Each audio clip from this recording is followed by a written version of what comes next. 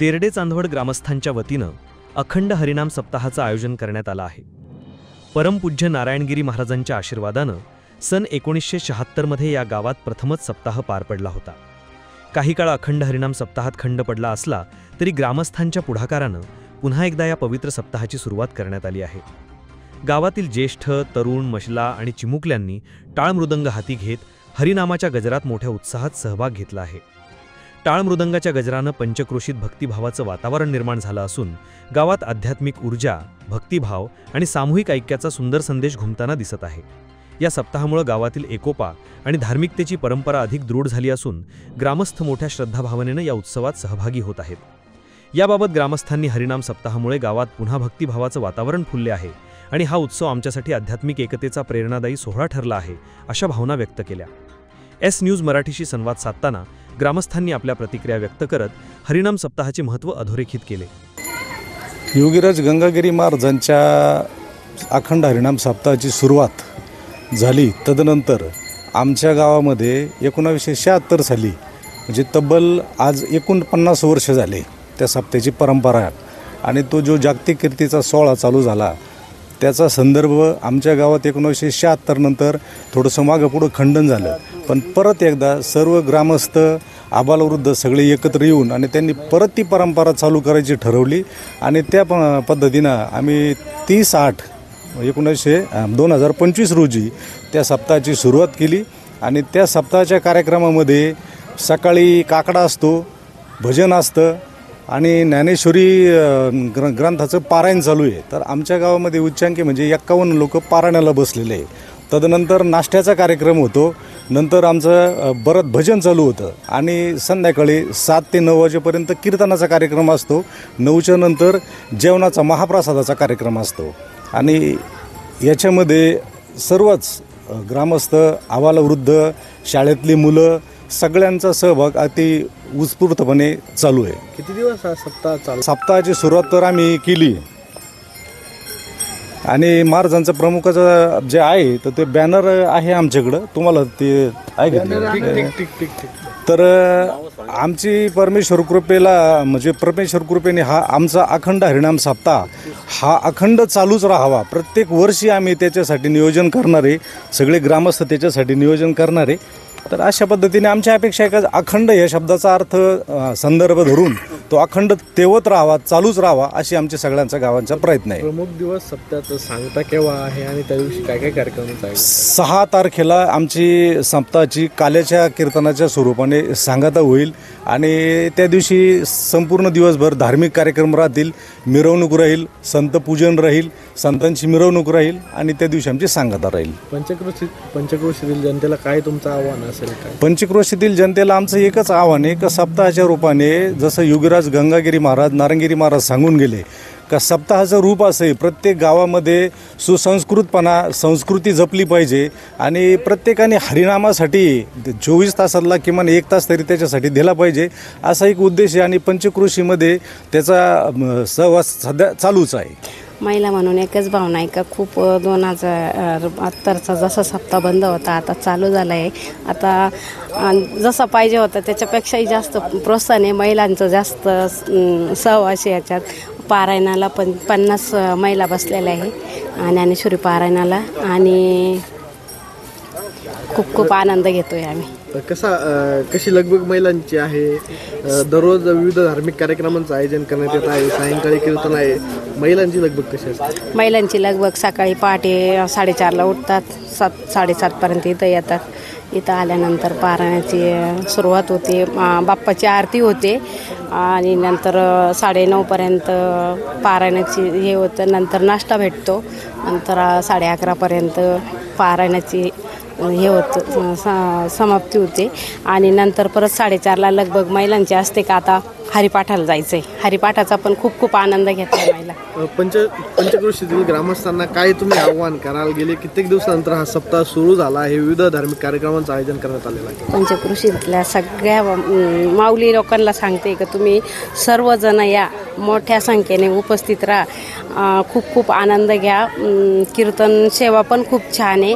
तदनंतर प्रसाद पण छान आहे आणि आमच्या अपेक्षापेक्षाही जास्त पाहुणे आहे आणि अजून पण असं वाटतं खूप खूप लोकांनी आमचं पूर्ण गाव असं गजबजून जावं, आनंद घ्यावा. रामकृष्ण हरी. पहिले सर्वप्रथम हे वारकरी संप्रदायाचं एक खास हे लक्षण म्हणजे जास्त लक्षण आहे आणि त्याच्यातून आपल्याला विविध संस्कारही घडून येतात आणि मोबाईलचे जो मोबाईल आपण कंटिन्यू बघत 24 तास बघत राहतो त्यापासून इथं निदान 2 तास आम्ही इथं महिला वगैरे असं तरुण मुली आनंदात रंगून जातात.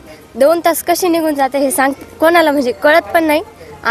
एवढा आनंद राहत होतं म्हणजे व्यक्त कसा करावा तो पण समजत नाही.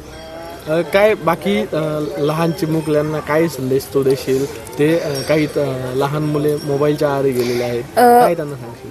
मोबाईलमुळं आता सगळे त्याच्यातच बिझी असतात आणि इथं एक असे उत्तम संस्कार असे घडतील असं मला वाटतं आणि हे संस्कार दुसरीकडे असे चांगले एवढे प्रकारे भेटणार नाही तेवढे वारकरी शिक्षण संस्थेमध्ये भेटतील. आणि हा सप्ताह जवळजवळ आता सांगता येणार नाही किती वर्षापासून चालू आहे म्हणून, पण मग हा आनंद कुठं भेटणार नाही. आमचं 1976 मोठा सप्ताह झाला होता.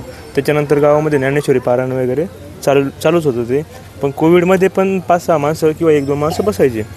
तर त्याच्यानंतर कार्यक्रम आमच्या गावात बंदच होते. तर मागच्या वर्षी मुलांच्या आमच्या लक्षात आलं की गणपतीमध्ये आपले दरवर्षी कार्यक्रम व्हायचे, तर आपण काहीतरी यावर्षी केलं पाहिजे. तर मागच्या वर्षी आम्ही कालेज कीर्तनाचं आयोजन केलं. त्याच्यानंतर मग म्हटलं पुढच्या वर्षी अर्जुन गिरीजी महाराजांना म्हटलं की तुम्ही काहीतरी सांगाय म्हणजे युवकांना. तर त्यांनी ते बोलले की सप्ताहाचं नियोजन तुम्ही करू शकता म्हणे. तर मग आम्ही त्यांना आश्वासन दिलं की पुढच्या वर्षी आम्ही सप्ताहाचं आयोजन करू. तर हेच आमच्या गावामध्ये 1976 रोजी गंगागिरी महाराज सप्ताह झाल्या. त्यानंतर आमच्या गावात आम्ही इतर कार्यक्रम करण्याऐवजी गणेशोत्सवामध्ये 10 दिवस भजन कीर्तन आणि ज्ञानेश्वरी पारायण करतो. तरी आमचा आता हे 35वा वर्ष ज्ञानेश्वरी पारायणचं, परंतु सप्ताह नव्हता. फक्त आम्ही शेवटच्या दिवशी कालेचं कीर्तन, परंतु ह्या वर्षी चालू वर्षी आम्ही सप्ताहाचं आयोजन केलेलं आहे आणि हा जवळजवळ 7 दिवसाचा सप्ताह आहे. तर त्यामध्ये गणपतीच्या दिवशी गणपतीची स्थापना केली. दुसऱ्या दिवशी ऋषीपंचमी दिवशी परमपूज्य रमेशगिरी महाराज यांच्या शुभ हस्ते ध्वजारोहण, कलशपूजन आणि पारायणाची सुरुवात केलेली आणि